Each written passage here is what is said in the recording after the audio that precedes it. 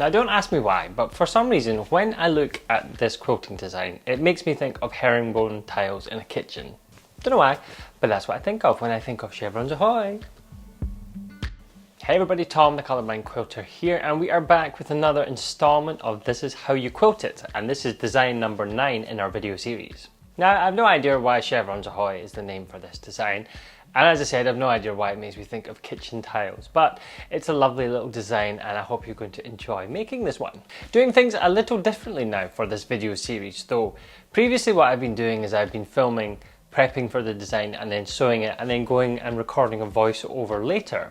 But actually it occurred to me that if I was to record the voiceover whilst actually doing the tasks, I would probably be able to add even more value to this series for you. And what this does is it allows me to share more information, more things that come up. It allows me to share my mistakes so you can, not make them yourself. I really hope that you're going to enjoy the way that this works and you will find it even more useful. So let's get on with the design. Now, for the difficulty rating, I don't think this is that difficult at all. I think a confident beginner can handle this, so it gets a 2 out of 5 on the difficulty rating. And for the snuggle rating, I think it also gets a 2 out of 5. It's not too dense and it's a design that suits being quite well spaced out on a quilt. You can do this a little bit denser if you're making a wall hanging or a table runner and you want it to lie flat, but I think this does lend itself to a nice fluffy quilt. So a 2 out of 5 for your snuggle rating. And don't forget, we have example quilts at the end of this video that are going to show you some of the potential possibilities that you can do with this design, so make sure that you stick around to the end of the video to see those. So let's dive straight into the prep for this design. So I've got my ruler. This is 6 inch wide by 12 inch wide, and I have my Clover white marking pen. This is a fine white line. This is a bit like a Polaroid picture in that as you draw the lines, they don't immediately appear, but they then start to develop as it sits and exposes to the air. Okay, so don't be worried if you can't see my lines straight away. They will show up. So we are going to mark 4 2-inch lines across the square. So we're going to do this by lining up the 2-inch line with the edge of our square on my ruler, and then I'm making sure that the top and bottom of the square are lining up with horizontal lines on my ruler. Now you could do this and line it up with the flat end of your ruler there. If you prefer, that's absolutely fine. But I actually prefer to do it like this because it gives me a little bit more space just right beside the ruler there to draw my line, and the same at the bottom so that I don't end up squint. So you've got that kind of shape all lined up there, and you're going to draw your first line, and you'll see, you can't see anything just now, but that will appear. I can see it. It probably shows up better in real life than it does in camera. Now for your second line, all we need to do is slide over, find the 4-inch line and line it up on the edge. To make sure that we don't go straight or squint as we go across the quilt, we're going to find the 2-inch line on the ruler and line it up with the line that we just drew, and then again the top and the bottom are lined up. And that little check is going to help you to stay straight as you travel across this. Now this is a 6-inch ruler, so we can slide it across. We can line up the edge with our square. The 4-inch line is on the first line that I drew. The 2-inch line, is on the second line that I just drew. Top and bottom lining up, draw a line. Now for your last line, you have 2 choices. You can take your block, flip it 180 degrees, line up the 2-inch line with the edge and draw. That's fine, but it's not very efficient. The more efficient way to do this is to slide your ruler across. The line that you just drew here, line up with the 2-inch line, keep your 4-inch line lined up with this one, and then your 6-inch or edge of your ruler lined up with the very first line you drew. Okay, so we've got a line here, and a line here, and they are all lined up, and I'm making sure the top and bottom is lined up as well so that we're nice and straight. And then mark your final line. Okay, so you can see my lines are starting to appear now. Now to finish this, we're just going to repeat the same 4 lines 2 inches apart, but we're just going to flip 90 degrees.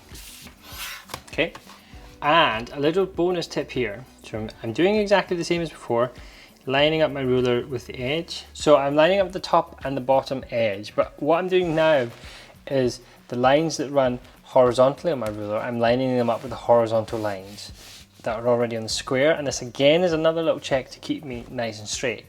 Distribute the weight using your hand, pressing down like so. Don't press this way or that way because that will cause the ruler to move. Just straight down and push lightly.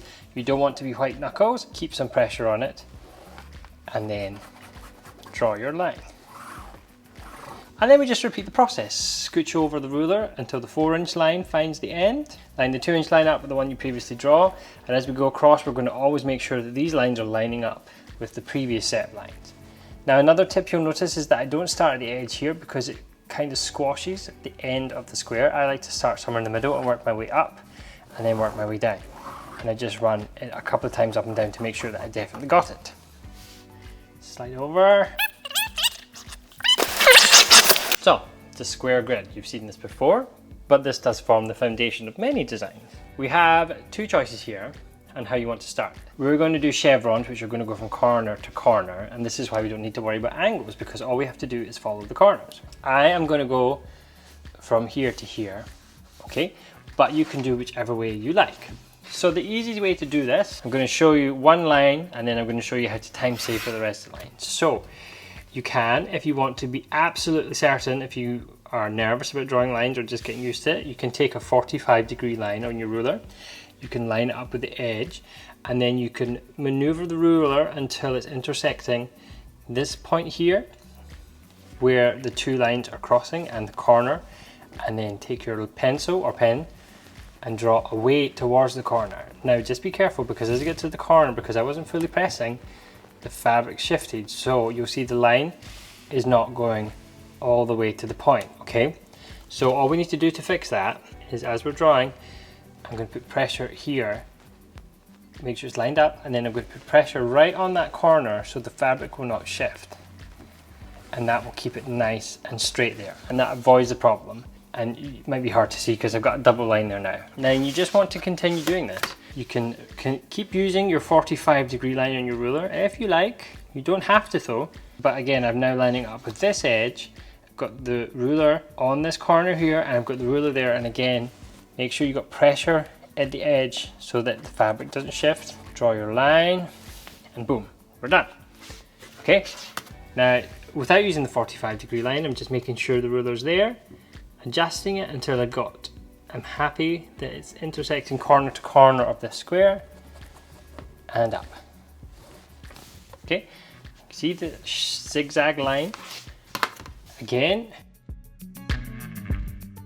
I've got to make sure that I've got even pressure here and here so that this does not move in either direction. So again, I'm starting in the middle, I'm not starting at the edge because that's going to cause the fabric to drag. So out to the corner, out to the corner, couple of times just for this pen to show up. Okay, so you can see, boom, boom, boom, boom, boom. All the lines are going to now echo this down. So time saver, we're going to just do all of the same column at the same time. So again, pressure here so that it doesn't shift, almost forgot. Then slide my ruler down one more square, same idea. Okay, and then down another one, and pressure on the ruler to stop that fabric shifting. Slide up so you can see it. Now again, this one we've got two edges. We don't want it to shift, so pressure here on this finger, pressure here with my thumb, which is a mess because I cut the tip off it, so please excuse it. Now just do the same. And that will just save you a bit of time because you're getting everything in the same direction at the same time. If you want to use your 45-degree line on these grid that we drew, the square grid, line it up. Make sure the corners intersect. This is the 45-degree line here, which is running right on top of the line that I drew before. And then you can just slide the ruler down that line and then keep drawing your line. But you really don't need the 45-degree line because the squares will do all the work for you.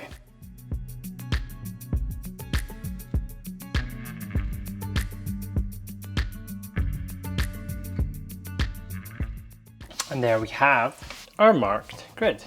And so that was the prep. It doesn't take too long at all. It just needs you to plan your spacing, and then once you know the spacing, you are sorted and ready to sew. So let's get straight to the steps for sewing.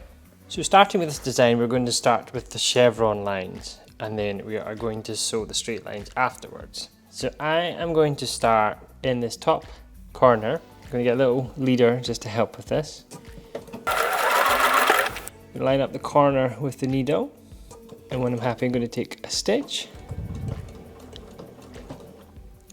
Okay, so I'm on the line and I'm happy. I use the leader so that my corner point would not get swallowed into the stitch plate. I am using a straight stitch plate though. This is just a straight stitch set to 2.5 on my sewing machine. And I'm wearing some quilting gloves just to help with traction. So we're just going to take our time and we're just going to sew all the way down to this intersection here. Take your time, just sew along your dotted line. And as we come to the intersection, just going to take it a stitch at a time until we're happy that we're in the intersection. And then we're going to lift your presser foot, pivot until the line is lined up with the needle, and then when you're happy, sew along your drawn line. Now, when we get towards the edge of the sample, I'm going to stop just right on the very edge. It may actually also be off the edge already. Yeah, I've gone off the edge. But that's okay, don't worry about it. Just turn it, line it up again with the needle, and then continue sewing. Nobody's going to see that edge because this will be hidden with your binding. So if there's a little thread ball there, that's not a problem. Nobody will actually see it. And then you're just going to repeat sewing down until you're in the intersection. Lift your presser foot, turn, line up and sew. Now this time the batting is sticking out just a little bit, so that's giving me a little bit of something to play with when I turn this here. So my needle is still in the block. And that's what you will find happens with this design when you're sewing this in an actual quilt. An actual quilt would not be trimmed like this. As you know, you would have backing and batting overhanging, and you would just sew into that overhang. But when we're on a block like this, we have to go the edge. And then I'm just going to sew right off the edge and cut my threads. So I've just changed the settings on my sewing machine so that this pops up automatically when I stop sewing. That makes things a little bit faster. Now we just continue to sew and we just line up the needle with the very edge of the block. I'm using my hand wheel just to check that I'm happy with where it is, and when I am, I'll just start sewing. And you're just going to repeat the same steps as we've just done. Sewing along the lines to an intersection, pivoting, and then sewing lines along to an intersection. If you find like that when you get to an intersection that you're just a little bit off, you can either use your flywheel on your sewing machine to turn it one stitch at a time, or some sewing machines that are electric have a function where it will take a stitch at a time if you press the foot pedal in a certain manner, or a button on the sewing machine.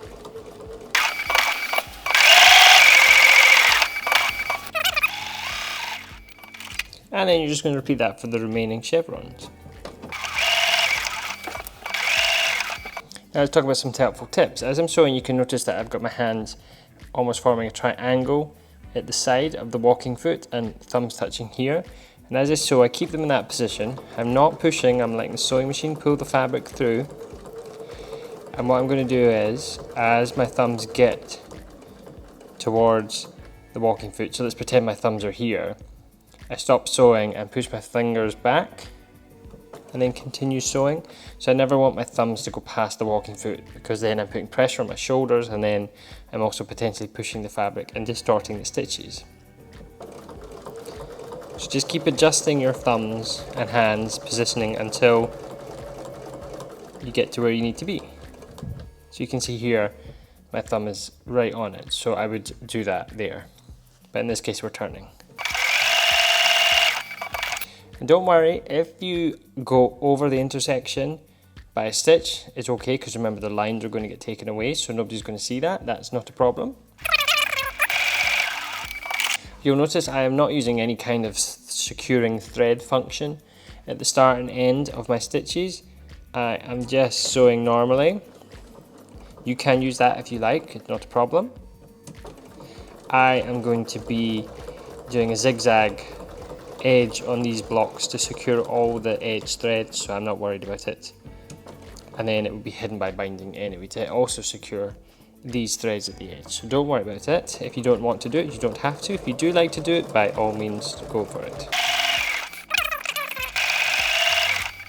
One other piece of advice I would give you when you're sewing is don't watch the needle, don't look at the needle, look where the needle is going, and that will help you to keep a more accurate line. It'll also help you to see if you're waving earlier. It will also help you to see if you're moving away from the line earlier, is what I mean. Just using my thumb to stabilize this edge here as I get to it, because there's not a lot of fabric. Again, we're going to be sewing to the edge here, so we are going to take our time on the edge just to make sure that we don't get stuck. So I'm slowing down, taking it a stitch at a time. One more stitch. And now my stitch has gone off the edge, that's okay. I just pivot and line the needle up with where I want to go and keep sewing. And any thread nest will be hidden in the binding. If you do have a hovering function like that on your sewing machine where when you stop sewing, the walking foot or the presser foot lifts up, it's very handy and it's a great time saver. Just make sure you keep your needle down, or you have your needle set to stay down when you do it, so that your fabric is basically anchored and it can't move. Last one, and we're sewing off the edge. So just going to take our time, there's not very much fabric here. So if you wanted to, this would be a great time to get a stiletto or a pointy thing to just hold this in place if you needed it, but I should be okay. Yeah, we're going to be fine. There we go. Cut threads. And then we're just going to sew down our horizontal lines, and this is dead simple. Starting on the edge, just work your way down.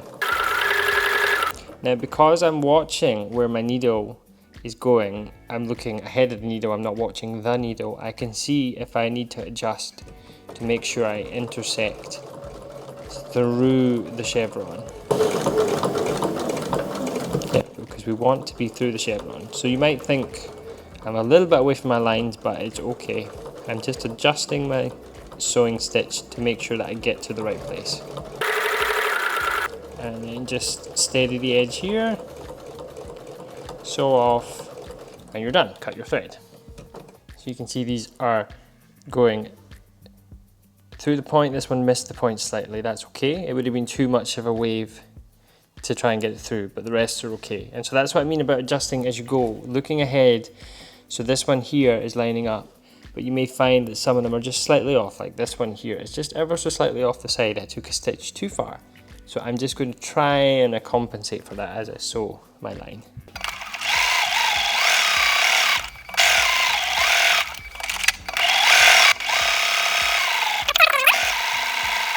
I should also add, if you prefer not to cut your threads, when you get to the bottom here, you could sew along this edge within what will be hidden by your binding and then back up this way if you like.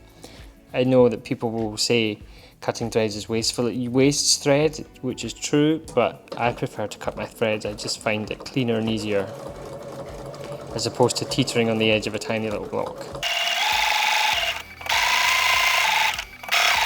And we're done. And that is our Chevrons Ahoy. And so that was the sewing, and as you can see, it's dead easy. It literally is just straight lines. And we've already built some of the skills that we need for this design in, say for example, grids for days, or the cross-hatch grid, where we're just actually stitching straight lines. And those things have come together to combine to make this design. So you can see it's dead simple and it's dead easy. But let's talk about a few things that you want to watch out for. Now, if you want to save a little bit of time when it comes to marking, what you could do is just draw the vertical lines and then place dots where the zigzag line is going to go. And that would allow you to just aim for it as you sew. That can save you a bit of time if you don't want to fully mark out your quilt.